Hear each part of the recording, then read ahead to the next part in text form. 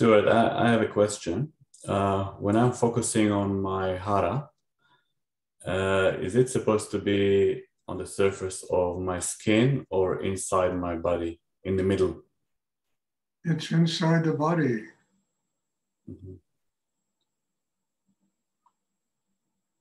You know, it's not on the surface, it's really inside the body. I mean, it's an esoteric,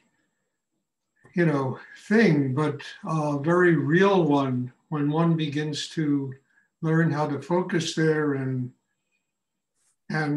use it. I mean, it's something, as I say all the time, essential if there's going to be grounding in you. So it's not going to be on the surface of your body.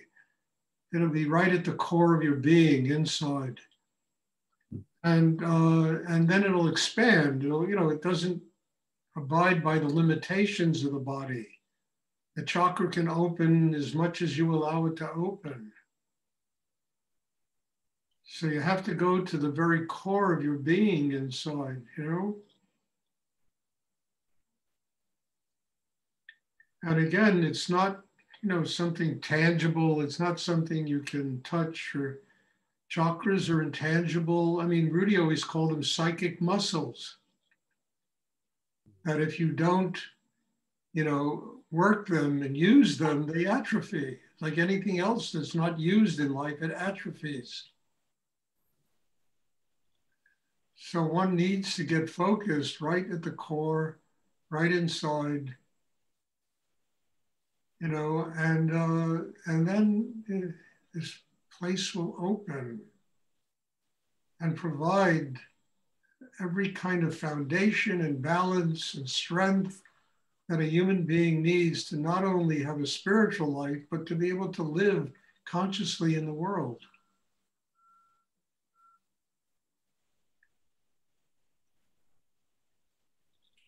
Thank you. You're welcome. Does anyone else have a question? You are talking about reincarnation. Sometimes this really touching my soul, and not many people talk about that ways. So you think that so many people on earth at this time, do you think that people want to experience on life for this, especially this time, this something very not easy life, do you think that purposeful, that's why they are born? Tsuko, there's no such thing as an easy life. I told somebody today, that I've never met an easy person in my life. I've met people that are very charming and charismatic, and as soon as you get into their space, you find, that they're not terribly easy people. And nobody chooses to have a difficult life. We're born sweet, little, innocent babies, full of love, full of openness. Our greatest job is to just, be nursed by our mothers, I mean, we're born that way. And yet the society, the world conditions people to lose all of that innocence and all of that love.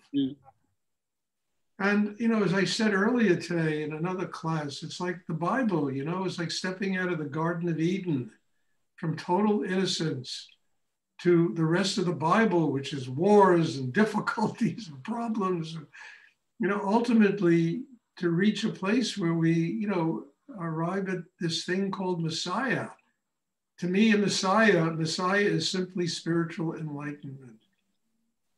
And we need all the turmoil, we need the difficulty. We need it to remind us of why, what we were really born here for.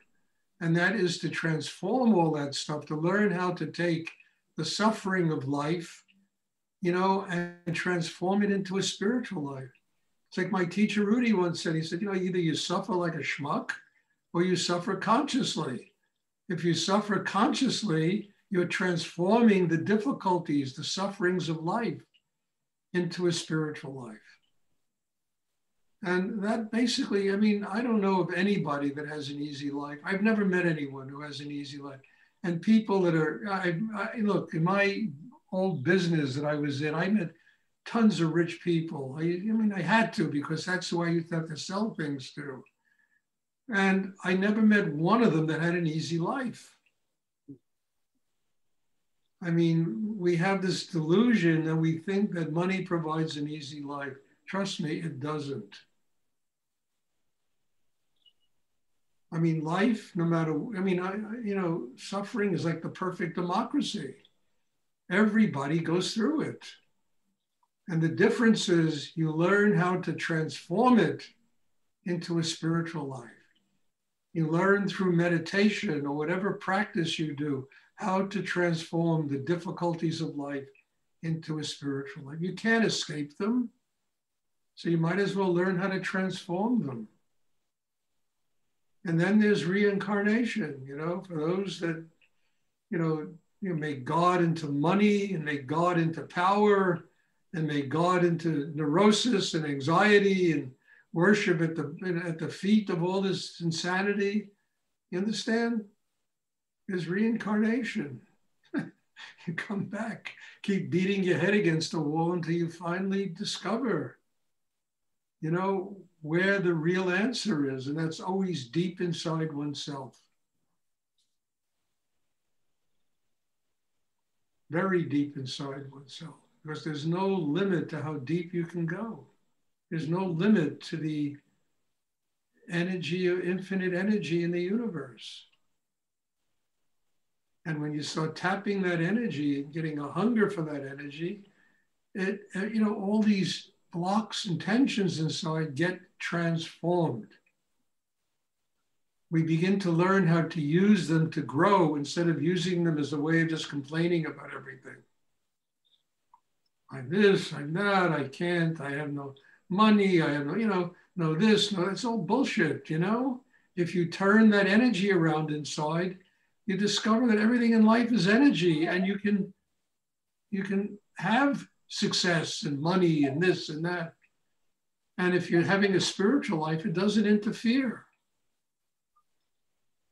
Just another thing to learn how to transform.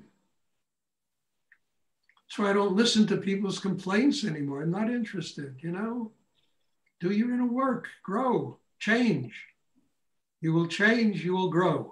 You will learn how to do things that you never dreamed you could do. But it takes that kind of work that a human being has to do in order to attain this state of consciousness.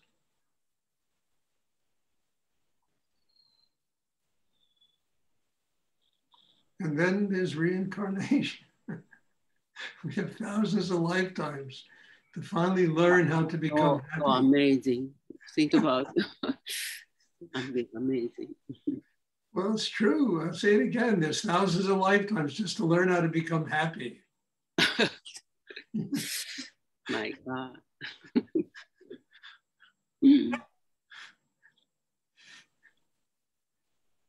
Amazing. I mean, God gives us that, you know. I told you once I had a conversation with God, you know, and I said, look, I can do my work. I said, I can change me. I can change people that come and want to learn what I have to give. I can't fix this world. I said, that's your problem, not my problem. You created this place. And of course, there's an answer to that problem. There's reincarnation. People have many lifetimes to finally learn what's real in this world.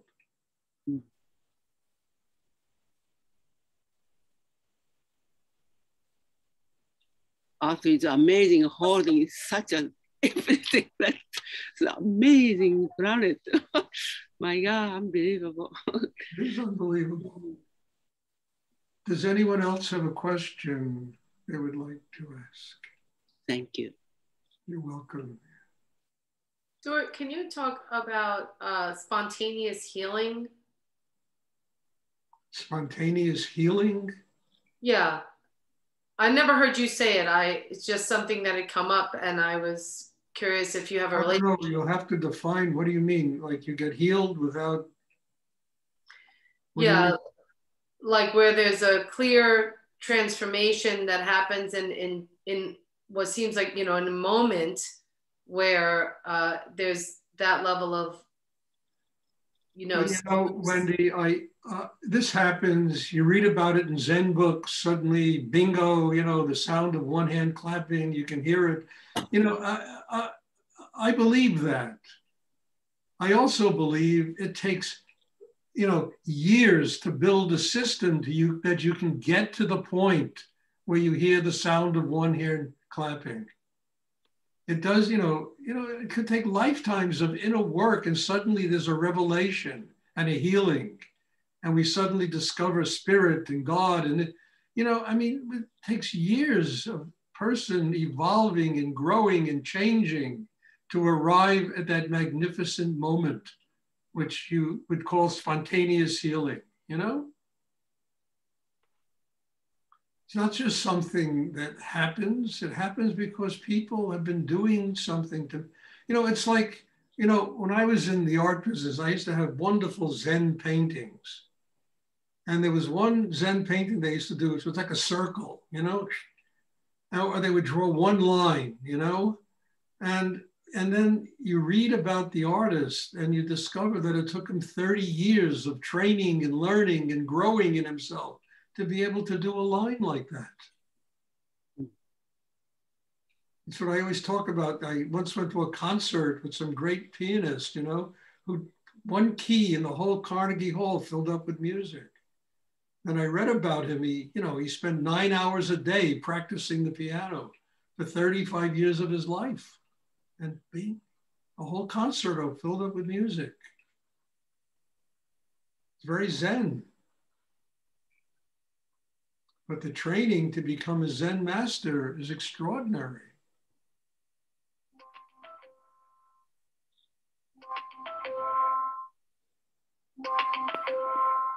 I don't know whose phone that is, but please turn it off or mute yourself. Does anyone else have a question they would like to ask?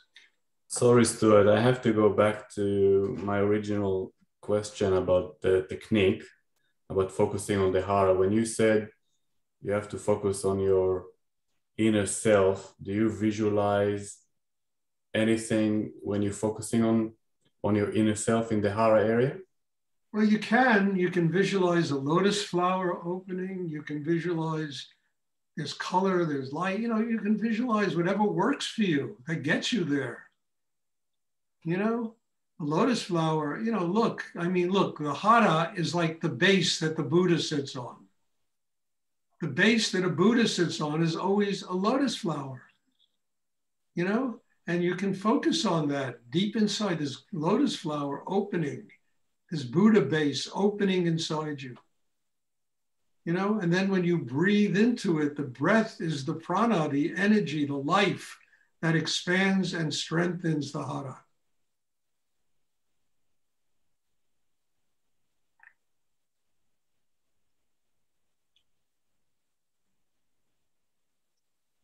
If something works for you in that kind of focusing, then use it. I'm not very strict about, I'm strict about being focused in the hara, but what gets you there?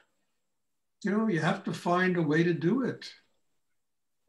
For me, it's probably a little ball that shines inside me, like a little sun. Then use a little bowl of chime. You can use a bowl of candy, whatever you want, if that works. Yeah. Look, whatever works, it's really the key to all of this. Whatever gets you centered there. I never had trouble getting my concentration focused there, because even before I knew Rudy, I knew that I had to get my mind quiet. I didn't know how to do it. When he told me this exercise, taught me this exercise, I learned how to do it, and I never had a problem getting my attention there. And my need was so strong to get out of, to get free of my mind and all the craziness that was inside me, that I just said, okay, this is the way, and I just would do it. I would just get focused there. But if, you need something to do it, then use it. I have no problem with that.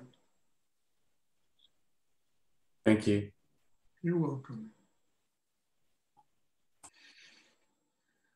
Sometimes you have to improvise with yourself a little bit. Man, it's good to improvise with yourself. It changes up the energy a little bit, you know?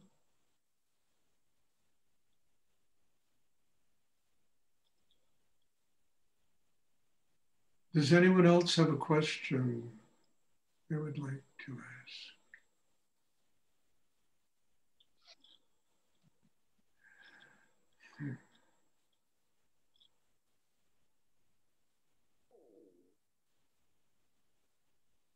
Okay, I just want to remind you all that there'll be a class Sunday. Sunday is some kind of, they're changing the clocks.